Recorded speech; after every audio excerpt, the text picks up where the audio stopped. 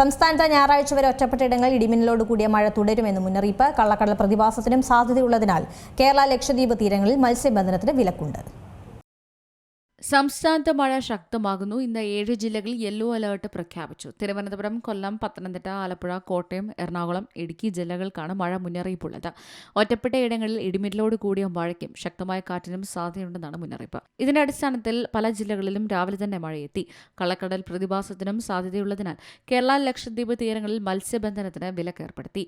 അടുത്ത 5 ദിവസത്തേക്ക് സംസ്ഥാനത്ത് മഴ തുടരുമെന്നാണ് മുന്നറിയിപ്പ്. ഇടിമിന്നലോട് കൂടിയ മഴ പ്രതീക്ഷിക്കാം.